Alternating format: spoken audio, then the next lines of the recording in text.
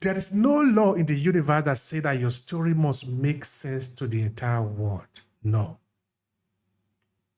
You don't have any obligation to correspond to the way that people define you, because you are you. Remember that you are a unicorn.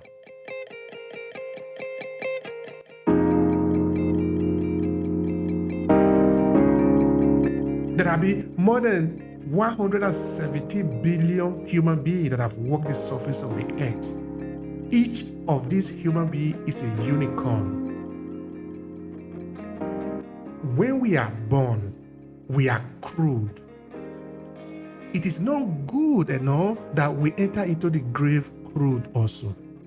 We should be refined in that whatever have been our experiences in life, we should be able to process it, but let it be useful also both to us as human beings, that is very important, but also to the community where we live. I think it is important that this storytelling we are talking about should not just be at random.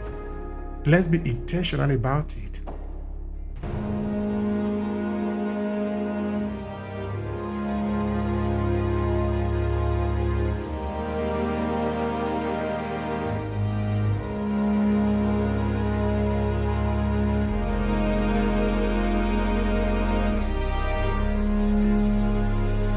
So one time I was interviewing a US professor of history, and if you listen to a certain part of our history as a people, it is impossible not to be emotional. So this professor at the point, she was emotional. Yeah, I could feel it. And at the point, it felt like she wanted to cry. Then I told her literally like this. Of course, the episode is on our YouTube channel. You can see it. I said, sister, if you have to cry, if you have to cry, cry. Don't worry. We are here. We will cry together. You see, we are talking about healing. We need to be honest. We need to allow our feeling to also come out. Look at it like perspiration, like the sweat that come out of you. It cannot be inside. It cannot be inside. It needs to be outside. But we need to ride it. We need to condition it. We need to let it flow, and let it heal, or let it wash us so that we can become better. But if we keep all the emotion in us, it can really hurt us. I think it is important what Dr. Martial is saying here, that this storytelling we are talking about should not just be at random. Let's be intentional about it. You see, there is no law in the universe that says that your story must make sense to the entire world. No. You don't have any obligation to correspond to the way that people define you, because you are you. Remember that you are a unicorn.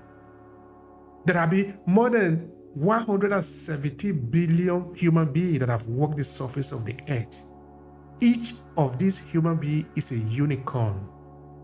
Yesterday, I was listening to an astrophysicist who was saying that there are several billions of people who could have been born, but they had not born, and they will never be born. And what he's saying is that you should count yourself very, very privileged that you're alive. That this is not just by chance. Own your story. That is my signature program. We are still working on it. It's not yet available. Own your story. It is important. You see, I was talking about the first prime minister of Congo before. You see, the reason we don't talk about that story is because the person who is going to tell that story is the perpetrator of the crime. Therefore, he can never tell the story. And if ever he will tell the story, he will always make the real people, he will never be able to dress them up with their humanity. That is the danger that we face when we allow other people to tell the story for us. So we must tell the story. Of course, when we tell the story and we are honest, we are just, we are real with the story, we risk being ostracized sometime. But we also need to know that that is the risk that we run, that we could be ostracized. We could offend people. But what kind of a life do you even want to live? If you just want to make everybody happy by what you do, are you a prostitute? You need to be yourself, who you are. What is your truth? Say your truth. Of course, being able to guide it also sometimes, because there are some truth that you say, the next day you are dead. So make sure that you are taking a risk, but you are taking what is called the calculated risk. All these are important for us because we must heal ourselves. Nobody else is coming to do this for us. And for us to heal ourselves, sometimes we need to put our hands and our leg in some places that might be a little, not very cold, sometimes not very hot. Sometimes it's a little hot, sometimes it's a little cold. That is the sacrifices that we need to make so that we can be healed. And be healed now, you can also look at it as be clean. The example I would like to give here is that when you take out the diamond and the gold from the earth, it's a dust of the earth like every other dust. You see, you need to pass the diamond and the gold through a process of refinement. And that process is not easy. That process is very harsh. That process burns out the shaft in the gold and the diamond until the diamond and therefore you can become clean, can become shining. If you are not shining, then it means that the gift that you came to this world with is not useful, either to you or to your community. Hello, and thank you for checking out this video. I'm Obehi Ewanfoh, the host of the African Diaspora Storytelling Series. Every 2 weeks, we meet up on LinkedIn to talk about different ways we can leverage the power of storytelling as people of African descent. Now, this is it. We are uniting the millions of Africans in the diaspora through the power of our story. It does sound like what you are interested in. Make sure to subscribe to this channel and share this video with your friends who might need it. Now, back to today's conversation. I just want to say something quite short there, then I'll pass the mic on because I have a question to ask Yemi. When we are born, we are crude. It is not good enough that we enter into the grave crude also. We should be refined in that whatever have been our experiences in life, we should be able to process it, but let it be useful also both to us as human beings, that is very important, but also to the community where we live. So that because we have lived, these people can benefit from it. I think Marcia have said that. That the story that you tell must help people. In fact, it is said that when you tell story, you give other people the privilege to also tell story, because now you have told a story, now they can also tell their story.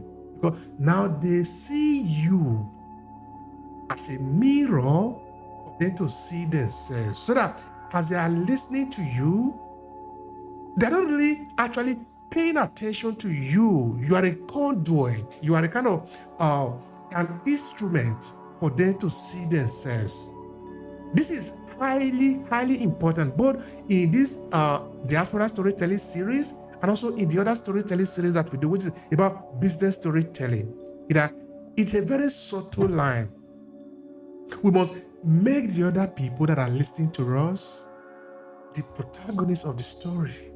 It must help them. Dr. Marcia have said, and I want to repeat that again, that if we can help them to help themselves in our story, it means now that they can pay us without disputing it, because we are here at the service of the people.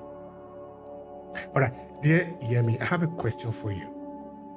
Because of what you do in your work, how do you use emotional healing, or how do you heal emotionally for your client too? Please share with us. I think what the most important thing is active listening. So with the coaching, it starts with identification. So with me, I wrote my story of being a widow, and I wrote it in an ebook. What I found, being vulnerable in writing such a book enabled people to come to me to find out how I was able to walk the journey of losing a spouse. So when people come for the coaching, especially in the one-to-one, you have a commonality. So automatically you've been vulnerable in your writing, and you've also stated clearly this is what you've gone through. So the key is to create a safe space for active listening. However, in the active listening, there are things people will say that I tend to reflect back at them because they become key areas. So someone will be sharing a story, and this ties in also with equipping, and exactly what Dr. Thomas is saying is that it's not just about the story, it's also the person sharing it. They've come to you as a coach because they want to be equipped and learn tools from you, and how they can navigate a triumphant story of their own. Yes, they're vulnerable now, but how to find strength. So the key also is active listening. You listen, but you find the key areas where they've said something and it's got a deeper meaning to them at that emotional state. So I call it reflecting. You reflect back, and then being able to reflect back means you enable them. It's like when you think of a rope that is all tangled up, but when you reflect back, you allow them space to untangle that knot, and then that gives a new perception and an epiphany. I call it an epiphany moment, because that means it enables them to unlock where they are to move on to the next stage.